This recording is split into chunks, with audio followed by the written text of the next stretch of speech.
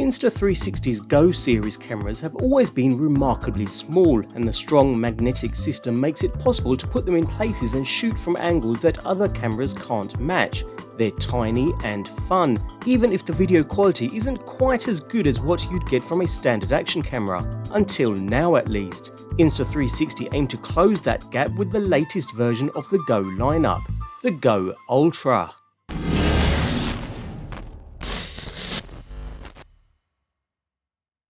While the features may not be as strong as a full-fat action camera, the GO series of cameras in Insta360's lineup have always impressed with their sheer size. They're tiny in comparison, and although the GO Ultra adds some extra size, note that this is not marketed as a GO 3S replacement. It's actually designed to sit alongside the 3S and provide an extra option instead. So, like the 3S, the GO Ultra works as both a wearable and a traditional action camera. Available in white as well as the black I have here, it comes complete with its action pod, and when it's docked inside it resembles a standard action camera both in terms of size and weight. It's slightly larger than the action pod of the GO 3S with this new grip down the side, but that larger size also accommodates a slightly larger 2.5-inch touchscreen on the rear side, which is again flippable by 180 degrees for seeing yourself while vlogging, if that's your thing of course. Otherwise, we have the same 3-button arrangement as before, albeit still no 1/4-inch 20 thread on the bottom, rather the quick release attachment holes, even though a quick release plate is not included by default in the package.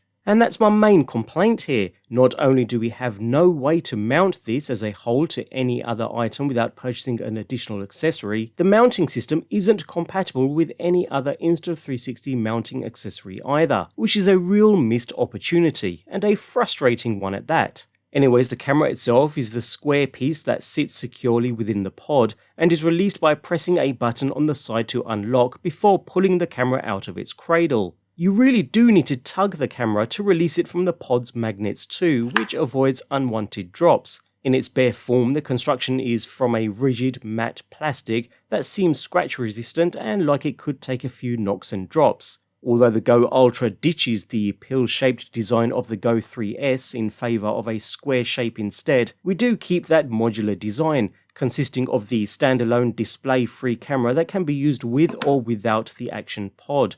Note though that although the IPX8 rated camera can be fully submerged underwater up to 10 meters, the pod itself is only resistant to splashes, limiting where you can take it. You'll also want to make sure to dry the camera before popping it back into the pod.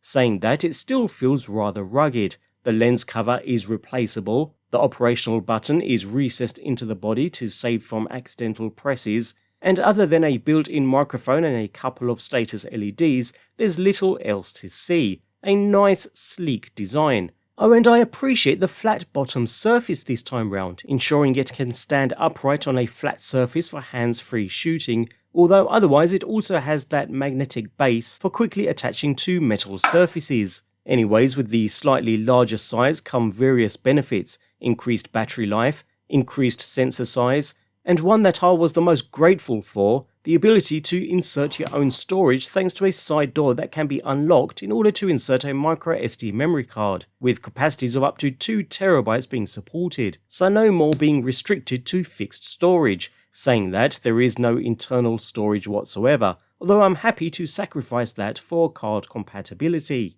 Another significant change comes in the form of battery life. The new device's battery life is nearly double that of the previous model. Insta360 promises a runtime of 70 minutes from the standalone camera and up to 200 minutes with the action pod. So overall, my main issue with this is not only the larger size, but it comes with the mounting. We can mount the camera alone to the included neck pendant or to a magnetic clip, both of which hold the camera firm, but otherwise that's it. There's no actual way to mount the camera pod itself. Nothing is included at all. To do that, you'll need to purchase additional accessories, like this pivot stand or a quick release mount, with their own unique sized mounting plate. Saying that, the mount fits both the pod as well as the camera alone, so there's that I suppose, but even then, while the magnetic attachment is relatively strong, I did find I had to check to ensure the hooks clip into place every time, which isn't ideal. Anyways, when it comes to using the system, just like before, navigating the camera's menu is easy. When you first turn on the Go Ultra, you'll get a walkthrough of what gestures bring up which settings, and it soon becomes second nature. And if you're familiar with using other action cameras, you'll feel right at home here, with the various swiping and tapping gestures for accessing all features and settings. The touchscreen is bright, colourful and responsive, which makes changing settings, even with wet or cold fingers, straightforward. We keep all the previous modes with a few extra thanks to the new architecture and sensor built into this generation, including pure video for great low light capture, and even a toddler Titan mode for shooting closer-ups of children's faces alongside a compatible lens. In effect, it's a type of macro mode that we'll take a closer look at in a future video. Otherwise, the Go Ultra continues to use the free Insta360 app, which pairs to the camera via its own Wi-Fi network for remote operation. From here, you can download, preview and edit photos on your smartphone just like before. The standalone camera and the action pod pair via Bluetooth when they're apart, and I found the connection seamless, with very little if any lag when changing settings or in real-time view on the screen, making the pod a wireless remote control with live view built right in, which is mega handy. Range can be an issue though, both from the camera to the phone and from the camera to the pod. It's not a deal breaker, but it might limit more complex setups, especially if you're shooting somewhere wet.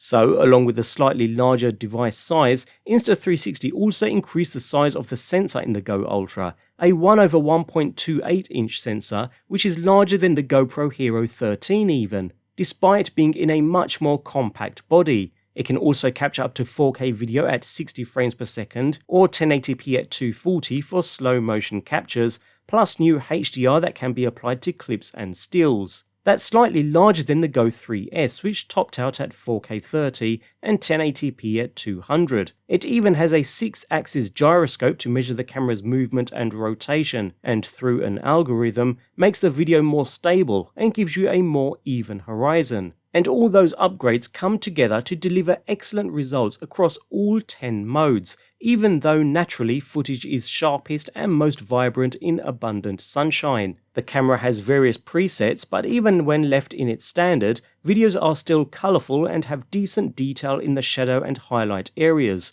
although the contrast ratio can struggle a little when trying to balance bright and dark together in the one shot. But saying that, the camera does seem to adapt quickly to rapid changes in light, such as coming out of a shady forest into an open field. Honestly, for a small camera like this, it's seriously impressive. An integrated AI chip also supports the company's Pure Video feature, which uses AI algorithms to reduce noise and improve brightness in low light conditions. Combined with the larger sensor, it provides better image and video quality even in lower light, providing the ability to capture some decent levels of detail in very challenging conditions. The camera has a built-in microphone and 4 modes for picking up sound: strong or weak wind reduction, voice enhancement, or standard stereo. The resulting audio quality is really quite impressive while walking in good conditions. You'll still get some wind noise in breezier conditions though, so to get the best results you want to pair this with an external microphone, and thanks to its Bluetooth connectivity you can easily connect an external mic too,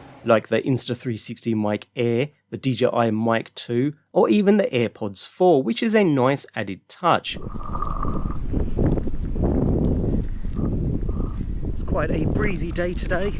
Hopefully you should still be able to pick up my voice. The camera's about an arm's length away from me on the handlebars of my bike here, and as I said, it is quite breezy, but should give you an idea of the type of audio quality you can expect from the camera's own built-in microphone.